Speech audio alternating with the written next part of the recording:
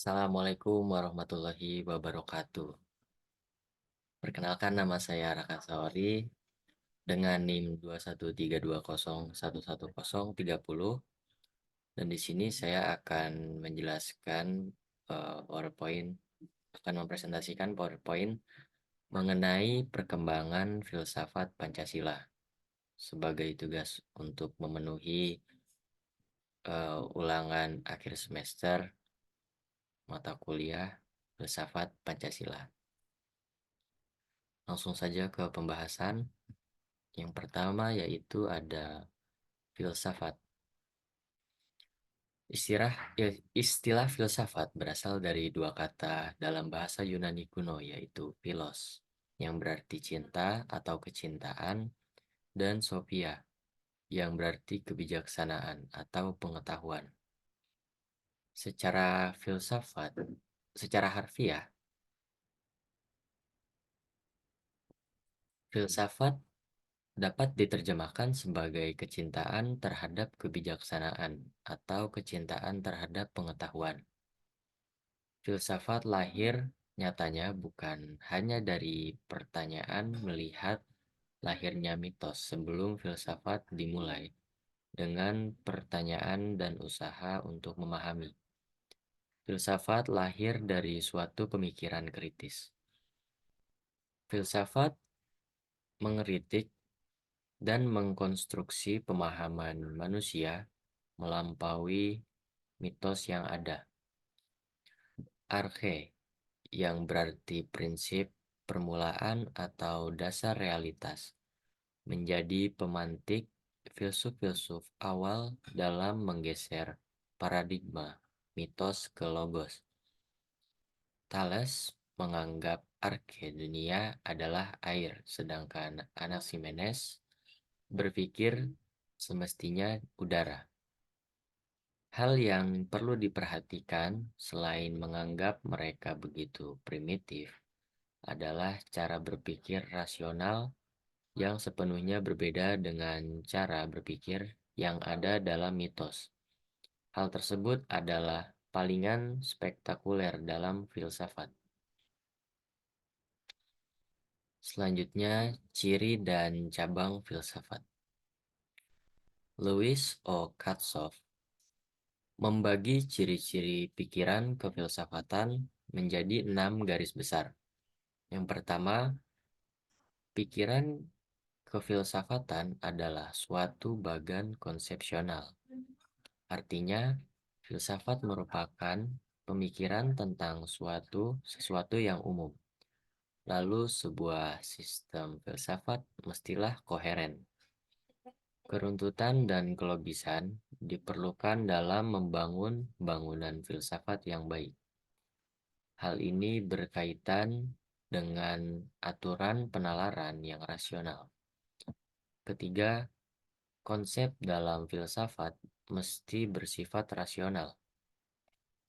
Yang keempat, filsafat senantiasa komprehensif.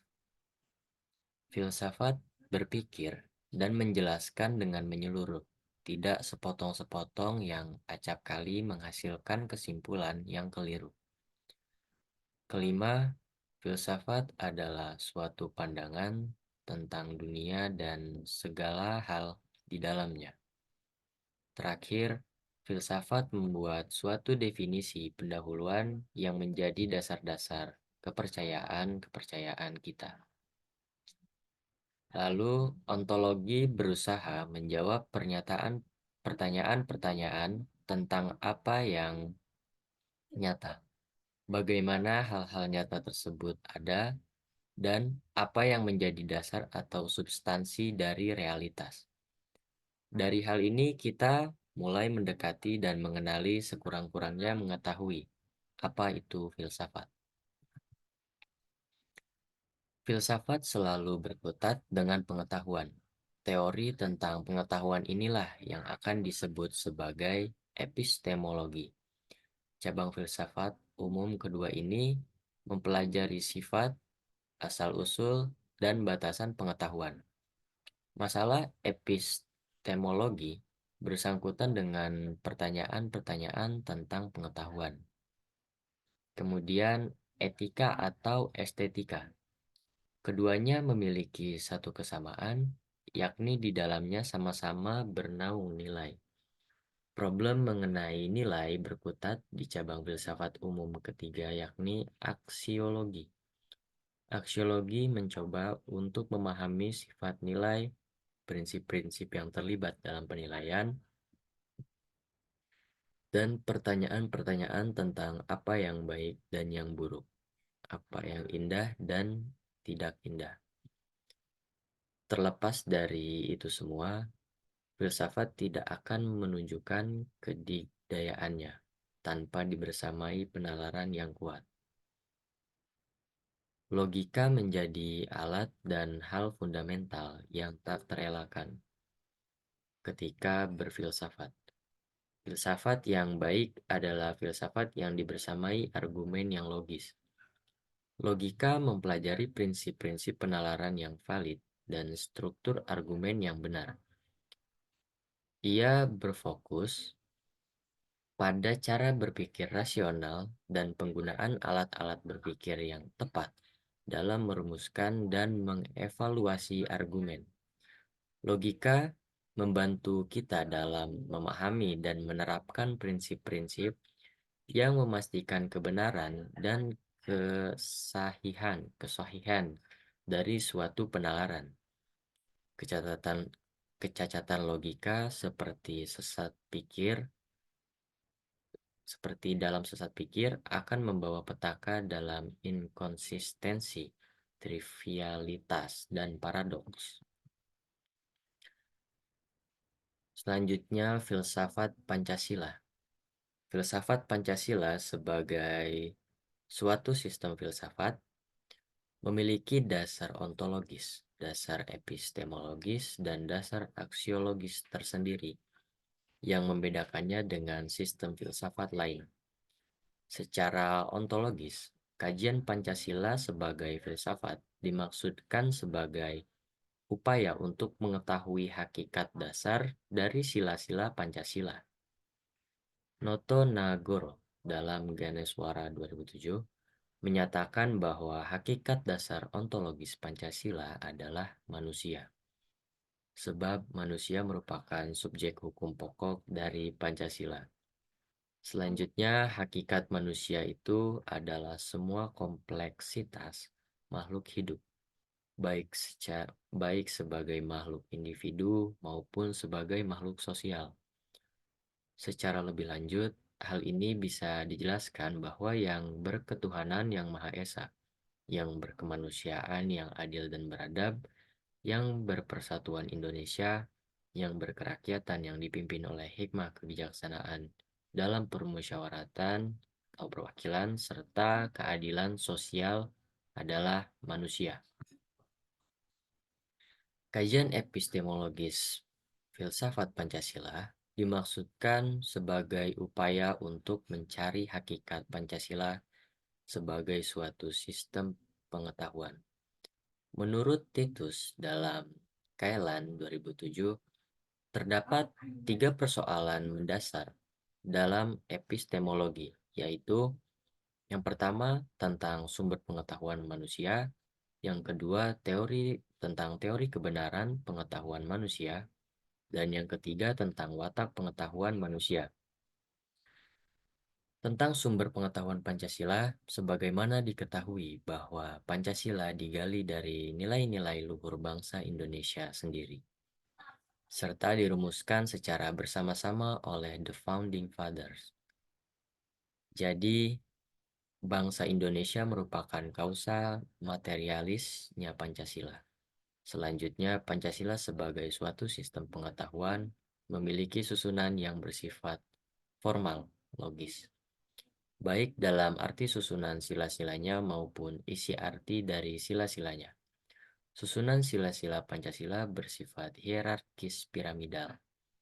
Selanjutnya, sila-sila Pancasila sebagai suatu sistem filsafat juga memiliki satu kesatuan dasar aksiologinya, yaitu nilai-nilai yang terkandung dalam Pancasila pada hakikatnya juga merupakan suatu kesatuan.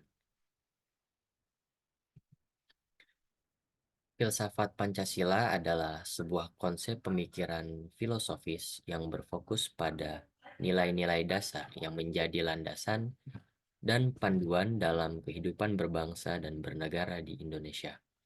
Filsafat Pancasila menggabungkan aspek-aspek filosofis dengan nilai-nilai kearifan lokal dan prinsip-prinsip demokrasi yang diakui secara universal. Istilah Pancasila berasal dari bahasa Sanskerta yang berarti 5 prinsip atau 5 asas. Sementara itu, pada hakikatnya, Pancasila memiliki sistem nilai yang didapat dari pengertian nilai-nilai dasar luhur kebudayaan bangsa Indonesia. Dari unsur-unsur kebudayaan tersebut berakar dan mengalir sehingga membuat secara keseluruhan menjadi terpadu menjadi kebudayaan bangsa Indonesia. Melalui penjelasan tersebut, bisa disimpulkan Pancasila sebagai suatu produk filsafat yang digunakan sebagai suatu pandangan hidup. Filsafat Pancasila juga memiliki fungsi dan peran sebagai pedoman dan pegangan sikap, tingkah laku serta perbuatan dalam kehidupan sehari-hari dalam bermasyarakat, berbangsa dan bernegara untuk bangsa Indonesia. Setiap nilai-nilai yang ada dalam sila Pancasila perlu dijadikan sebagai dasar dalam hidup berbangsa dan bernegara. Prinsip-prinsip filsafat Pancasila. Prinsip-prinsip filsafat Pancasila ditinjau dari kausal Aristoteles dapat dijelaskan sebagai berikut. Yang pertama, kausa materialis, maksudnya sebab yang berhubungan dengan materi atau bahan. Dalam hal ini, Pancasila digali dari nilai-nilai sosial budaya yang ada dalam bangsa Indonesia sendiri. Yang kedua ada causa formalis, maksudnya sebab yang berhubungan dengan bentuknya. Pancasila yang ada dalam pembukaan Undang-Undang Dasar 1945 memenuhi syarat formal, kebenaran formal. Selanjutnya ada kausa efisiensi. Maksudnya kegiatan BPUPKI dan PPKI dalam menyusun dan merumuskan Pancasila menjadi dasar negara Indonesia merdeka. Kemudian kausa finalis, maksudnya berhubungan dengan tujuannya diusulkannya Pancasila sebagai dasar negara Indonesia merdeka. Kemudian inti atau esensi sila-sila Pancasila. Yang pertama yaitu ketuhanan, yaitu sebagai kausa prima. Kemudian ada kemanusiaan, yaitu makhluk individu dan makhluk sosial. Kemudian kesatuan, yaitu kesatuan memiliki kepribadian sendiri. Selanjutnya ada kerakyatan, yaitu unsur mutlak negara harus bekerja sama dan gotong royong. Dan yang terakhir yaitu keadilan, yaitu memberikan keadilan kepada diri sendiri dan orang lain yang menjadi haknya. Fungsi filsafat Pancasila. Filsafat Pancasila memiliki beberapa fungsi penting dalam konteks kehidupan berbangsa dan bernegara di Indonesia. Dan berikut merupakan beberapa fungsi utama dari filsafat Pancasila. Yang pertama ada landasan ideologis negara. Filsafat Pancasila menjadi landasan ideologis negara Indonesia. Nilai-nilai dan prinsip-prinsip Pancasila dijadikan pedoman dalam pembentukan hukum, kebijaksanaan, dan institusi negara. Ini membantu menjaga keutuhan dan stabilitas negara. Kemudian ada pemersatu bangsa. Filsafat Pancasila memiliki peran penting dalam mempersatukan masyarakat Indonesia yang beragam suku, agama, budaya, dan juga bahasa. Prinsip Bhinneka Tunggal Ika mencerminkan semangat toleransi dan keragaman yang membantu menjaga harmoni dan persatuan dalam masyarakat. Kemudian ada panduan etika dan moral. Nilai-nilai Pancasila seperti kemanusiaan yang adil dan beradab serta keadilan sosial memberikan panduan etika dan moral bagi warga negara. Ini mendorong tindakan yang menghormati martabat manusia dan berkontribusi pada pembangunan yang berkelanjutan. Kemudian pedoman dalam pembangunan. Prinsip-prinsip Pancasila, terutama keadilan sosial, menjadi panduan dalam perencanaan dan pelaksanaan pembangunan nasional. Filsafat ini mendorong usaha untuk mengurangi kesenjangan sosial, memperbaiki distribusi kekayaan, dan meningkatkan kesejahteraan masyarakat. Yang terakhir ada dasar pendidikan nasional. Filsafat Pancasila menjadi bagian integral dari kurikulum pendidikan di Indonesia. Pendidikan berdasarkan nilai-nilai Pancasila membantu untuk membentuk generasi muda yang memiliki kesadaran nasional, etika yang baik, dan semangat kebangsaan. Perkembangan filsafat Pancasila. Filsafat Pancasila merupakan hasil pemikiran dan pengembangan konsepsi filsafat yang didasarkan pada nilai-nilai dasar Pancasila sebagai ideologi negara Indonesia.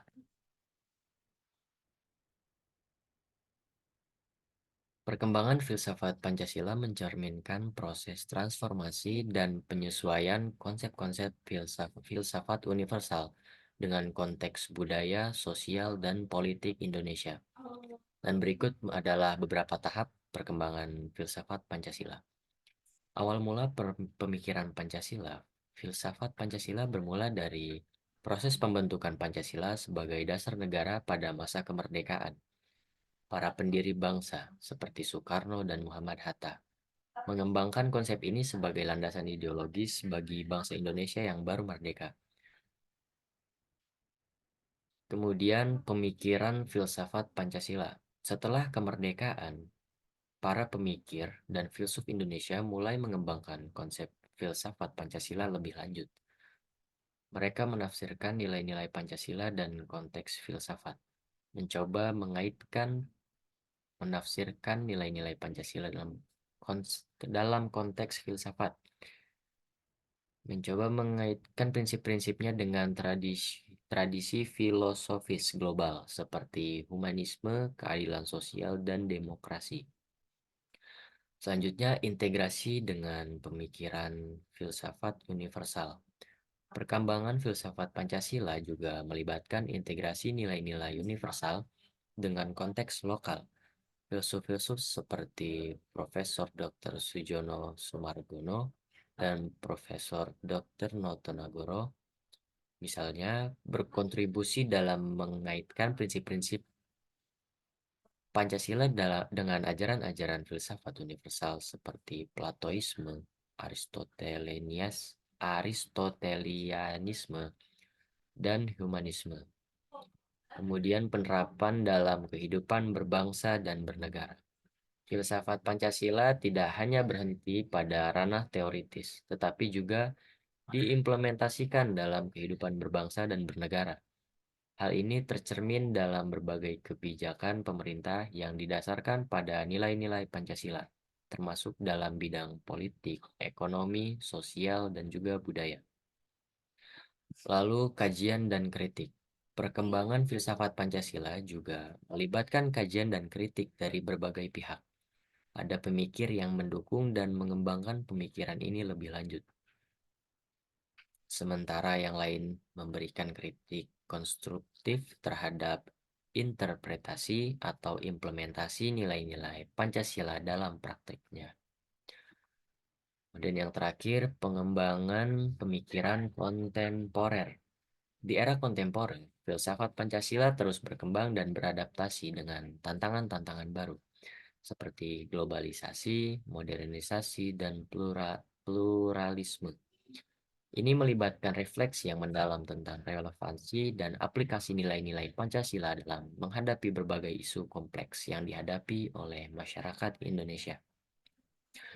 Perkembangan filsafat Pancasila mencerminkan upaya untuk menghubungkan nilai-nilai universal dengan konteks budaya dan sosial Indonesia, serta menegaskan relevansinya dalam memandu pembangunan dan kemajuan bangsa. Lalu kesimpulannya, filsafat Pancasila adalah pandangan filosofis yang menjadi dasar ideologis negara Indonesia. Istilah Pancasila berasal dari bahasa Sanskerta yang berarti 5 prinsip atau 5 dasar. Pancasila ini dirumuskan oleh para pendiri Indonesia termasuk Soekarno dan Muhammad Hatta dan dijadikan dasar negara Indonesia merdeka. Dapat dilihat dari pemahaman terhadap evolusi dan implementasinya dalam sejarah Indonesia. Perkembangan filsafat Pancasila mencerminkan perjalanan panjang Indonesia sebagai negara merdeka dan demokratis. Meskipun menghadapi tantangan dan kontroversi, Pancasila tetap menjadi pondasi penting dalam memandu pembangunan nasional dan kehidupan sosial di Indonesia. Baik, mungkin cukup sekian presentasi dari saya mengenai filsafat Pancasila, perkembangan filsafat Pancasila. Mohon maaf bila ada kekurangan atau mungkin kesalahan kata. Bila bisa bilil haq fastabiqul khairat. Wassalamualaikum warahmatullahi wabarakatuh.